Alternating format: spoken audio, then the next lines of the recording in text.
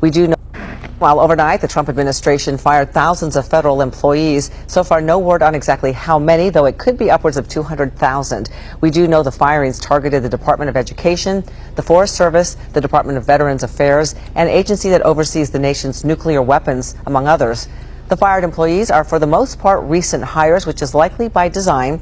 As new hires, they are or were considered probationary, meaning they lack the bargaining rights of longtime federal workers. While overnight, the Trump administration fired thousands of federal employees. I was one of the thousands of federal workers terminated this weekend. Let's talk about it. Am I surprised? No.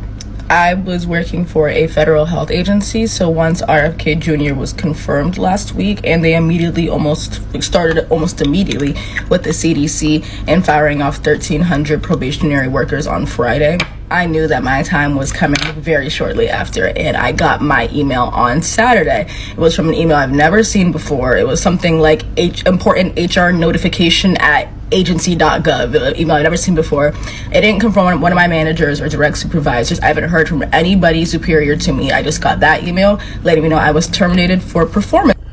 The email said something along the lines of the agency does not see my current skills and abilities as fit for continued employment, and therefore they're terminating my employment. And this is the same email that thousands and thousands and thousands of people got. It doesn't actually reflect my abilities or anybody's abilities who was laid off via this email. They're using the same cookie cutter template because when you're on the probationary period, which I am, as well as the thousands of other people currently being laid off, you can only let us go if it is a performance issue or a budget issue or something along those lines. And I guess the only reason that they could find that they could issue in a mass manner was performance issues. And the thing is, it's almost comical when you reference performance issues when laying off probationary employees, because many of these probationary employees at these federal health agencies were presidential management fellows, were pathways program employees, other really competitive programs that you enter to start federal service. These are the people you're letting go. So it was literally the top talent that they were recruiting to bring in to fill. It's been It's been like 2 weeks. 2 weeks. I'm done. You want to talk about regretting your vote? In 2 weeks, I went from the highest high to being unemployed. Lost my job last night, got a phone call. The repercussions of what Elon Musk are doing with the USAID has real repercussions for real people. For the last 7 years, I have been a shift lead on Project Bus, where we studied to find out if the wheels on the bus went round around or not. And all of a sudden, Elon, who's not even elected, gets in, and I'm out of a job. A Trump supporter has just lost their job directly because of Donald Trump's policies, and they are in a state of confusion. They are reaching out to Donald Trump. Hey, shalom. Hey, first and foremost, I'd like to start off by giving all praise, honor, and glory to Yahweh, Bahashem, Yahweh Shai, Bahashem, Kakadash. I'm going to give double honors to the apostles and elders of Great Millstone who do well. Peace and blessings to the house of David elect. All right, just a real quick lesson. I'm going to how there's going to be soon no work in Egypt, no work in America, all right? Because America is not, according to the Bible, is spiritually called Sodom and Egypt. And you see these prophecies are coming to pass, all right? And this is a tail end of it, man. Because this so-called the American dream is coming to an end, all right? These people invested their lives into this system and into this world, but this place is circling the drain, and this is part of the prophecies, man, because ultimately the agenda of the elites is that ultimately have no one working, all right? You only to have the rich and the poor, all right? And set you remaining people up. That's going to be, that's going to conform to the NWO, to UBIs, man, universal basic income.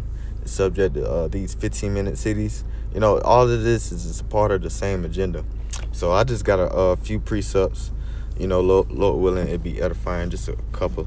All right, this is Isaiah 19:1. It says the burden of Egypt. Again, Americans know that spiritually it's called Sodom and Egypt. All right, matter of fact, let me get that real quick. You know, and prove it. This is Revelations chapter 18.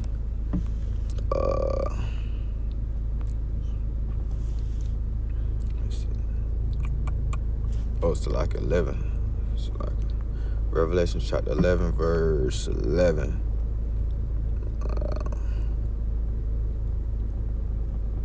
Let's see. Oh, it's like 11 and 8. Revelation chapter 11, verse 8. It says, "And their bodies shall lie in the city, Salaki, and their bodies shall lie in the streets of the great city, which is spiritually called Sodom and Egypt, where our Lord was also crucified." All right, and you read up, this is talking about Babylon the Great, man. All right, that great city, which is Babylon the Great, which is the dead bodies are talking about the Israelites not knowing who they were, and those dead bodies being risen up in these last days with that spirit of life, according to Ezekiel the 37th chapter. But I just wanted to prove that you know, America is spiritually called Sodom and Egypt. All right, so it says, "The burden of Egypt, behold, the Lord rideth upon a swift cloud, and shall come into Egypt, and the idols of Egypt shall be moved at his presence, and the heart of Egypt shall melt in the midst of it." It says, "And I will set Egyptian against Egyptian, and they shall fight one against another. So like every one against his brother, and every one against his neighbor, city against city, and kingdom against kingdom." All right, and I'm gonna jump down to the 15th verse. It says, matter of fact, I'm gonna start at 14. It says, "The Lord hath mingled a perverse spirit in the midst thereof, and they have caused Egypt to err in every work thereof, as a drunken staggereth in his own vomit." Right, because this America is full of a perverse spirit. All right, these people get to do what they want, live off that "do as thou will," you know, constantly feeding their lusts, you know, lusting man after man, woman after woman. All these things are perverseness, man. All right, verse 15 says, "Neither shall there be any work for Egypt, which the head or tail, branch or rush may do." Right, so it's going to be no work in Egypt, man. And this is what it's boiling to. All right, it's soon to be 1,000. It's not going to be thousands, but it's going to be millions of Americans, you know, without jobs, man. All right, because you know the whole AI is taking over, man, and that's the thing too. Because I was at my job today, my manager, all right, he was talking about how him and his son was using Chat GPT now, and how it's doing everything for them in a quick, timely manner, and you know they don't need other things of that. They saying that basically it's convenient for them, but little do they know the whole AI is just a snare, man. Eventually it's gonna take them out their jobs, man, because they're so-called middle-class Edomites, man. All right, and we know what Esau Edom is trying to do to the middle class, man. He's trying to destroy it. All right, so this is Ecclesiastes chapter 12:1. It says, "Remember now that the Creator in the days of thy youth, while the evil days come not, nor the years draw nigh, when thou shalt say, I have no pleasure in them." Right, because you're supposed to be trying to seek the Creator, Yahweh Bashim Yahweh, you so-called Negroes, Latinos, and Native Americans, like in the days of your youth, when you're youthful, when you useful, not when you useless. Because you know, although you know the Lord could have it where you know older men or women could come into this truth, but you know that's far few in between, because the scriptures speak about how you can't pour new wine in old bottles, and that wine is going into philosophies. You can't. It's very hard to brainwash a lot of these older jates with this truth, because they're already set in their ways. All right. It says, "Nor the years draw nigh, when thou shalt say, I have no pleasure in them." It says, "While the sun or the light or the moon or the stars be not darkened, nor the clouds shall return after the rain. It says, in the day when the keepers of the house shall tremble, and the strong men shall bow themselves, and the grinders cease, because there are few, right? Because it's going to be fewer and fewer jobs left, man, to the point where everybody's going to be fighting over resources. Because think about it, when there's no jobs, okay, these people can't feed their families, all right? These people, they're just going to cause hunger, and great, what's the word? Perplexity, man. All right, great miseries. Matter of fact, I'm going to grab that real quick. Great miseries. All right, this is 2nd Ezra chapter 8, verse 50. This is for many great miseries shall be done to them that are in the latter time. Down in the latter time shall dwell in the world, because they have walked in great pride. And that's why the Lord is bringing these miseries upon this place, because this is a prideful nation. These Edomites, so-called Negroes, Latinos, everybody is full of pride and title, and that's the average.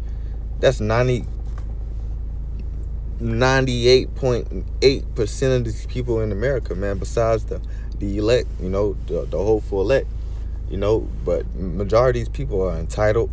They're spoiled, because America has produced such a convenient society to where, a lot of these people develop mentalities to where they're owed something, and they don't understand the real struggle that, these other,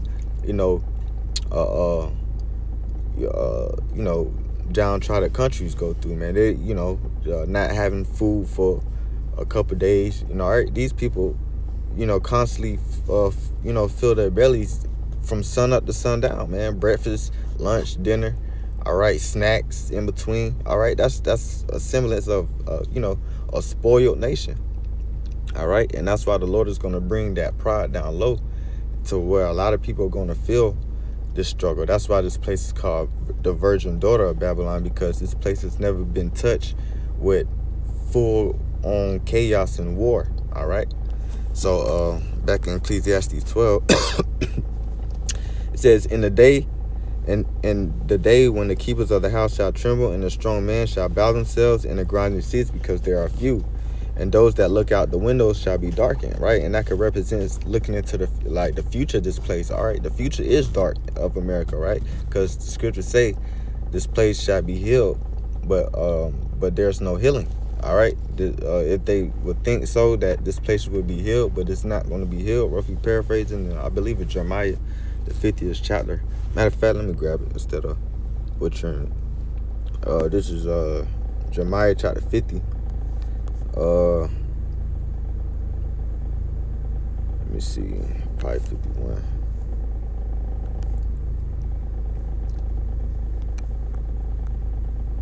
Yep. Babylon 51 and 8. It says, Jeremiah chapter 51 verse 8 says, Babylon is suddenly fallen and destroyed. How for her?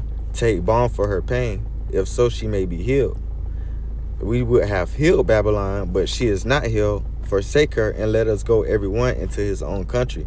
For her judgment reacheth unto heaven, and the Salakian is lifted up even to the skies, right? Because this place is not falling. And this is just the pride of these people, because, they have that, make America great again, Trump is going to bring back jobs and all this and that.